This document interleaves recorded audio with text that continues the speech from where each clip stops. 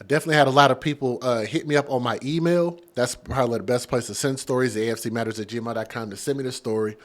It's intriguing how many times we have to tell these stories, and it almost sounds like we're telling the exact same story over and over and over again. But I do want to tell the story about this beautiful little boy in this situation, which is this young man right here.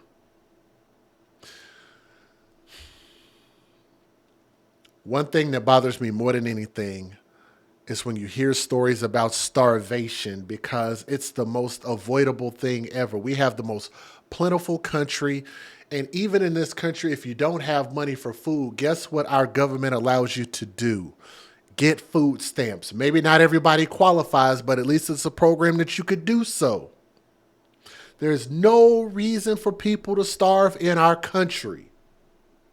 Let me give you guys a disclaimer about my type of content. Some viewers may find the following content offensive and controversial. The information in this video comes from multiple sources, including court records, official police charges, news web articles, and interviews. This video commentary also contains my personal opinions about the facts of this story. The point is to use this story as a cautionary tale in hopes of preventing tragedies like these to children going forward. Viewer discretion is advised. That is your official disclaimer. And I decided to go with people.com for this article, so thank you very much to the people at people.com. So this story comes out of Peoria, Illinois. During the second day of testimony at an Illinois father's ongoing murder trial, a forensic pathologist said that the defendant's 8-year-old son, keep in mind, 8 years old. 8. Not 8 months old. 8 years old. Weighed 30 pounds at the time of his death. Starvation. And that is heartbreaking to see that. It looks inhumane. And yes, that is a real picture of him on the right-hand side of the screen. On the brink of death. And you have these two people who look like they have never missed a meal, these SOBs, these MFers, these so many things I could call them. And I want you to look, because I know that YouTube has this thing where we can't talk about people's weight, but I want y'all to look at her and understand that she has not skipped any meals at all. But they starved this child. This was due to his parents starving him. Dr. Amanda Humans, a forensic pathologist in Peoria, Illinois, about 170 miles southwest of Chicago, testified Tuesday that the little boy, 8-year-old Navin Jones, had nearly lost all of his fat stores, and his organs were smaller than normal when she performed his autopsy in 2022, the news reported from the courtroom. Brandon Walker, who's 41 years old, is charged with 2 counts of first-degree murder. First degree. And I think they got this right. Because you had to have known and planned this and did this in a very, very deliberate way. Charged with first-degree murder in connection with the death of his son, on March 29th in 2022, Navin was found unresponsive at his family's Peoria, Illinois home and later pronounced dead at the hospital, according to a press release from the Peoria Police Department. Humans testified that the boy died of chronic malnutrition and physical abuse. The pathologist added that she observed several bruises on his body in several stages of healing. How many times have we heard that about children on our channel? Various stages of healing, and said to due to muscle atrophy. His mobility would be limited at the time of his death. Navin's mother, Stephanie Jones, 37 years old, pled guilty last week to 1 count of first-degree murder as part of a plea deal. So she's trying to get off lighter than what she was going to get, citing Peoria County records. Her sentencing is set for February of this year, so we'll be getting a ruling on that pretty quick. The parents have been accused by prosecutors of starving their son to death and ultimately causing his death.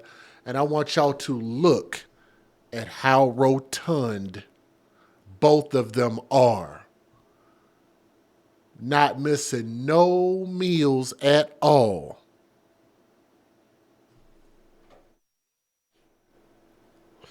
Evidence presented during Walker's trial included alleged text messages between Walker and Jones that appeared to show the two expressing anger towards Navin when he would eat food from the trash or urinate on the wall, WMBD TV reports. Let me show y'all this. And this is why first-degree murder is the only thing that you can charge them with. And I want y'all to take a look that they took their time with this. They thought this out. This took thought and this took effort. This was deliberate and this was cruel. I want y'all to take a look at this. And it says, Bentley, do not, emphasize not, give Navin any food or drinks.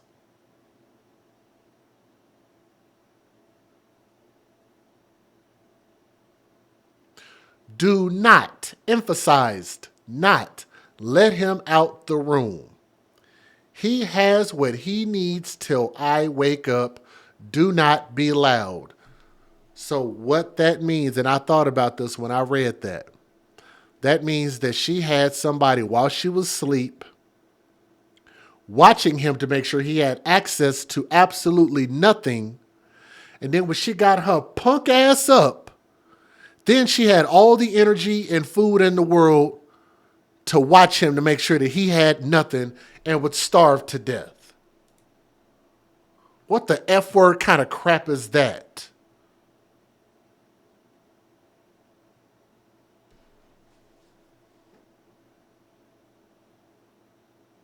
That just pisses me off to the furthest point of pissivity. Shout out to Mac Dre. Shout out to Mac Minister.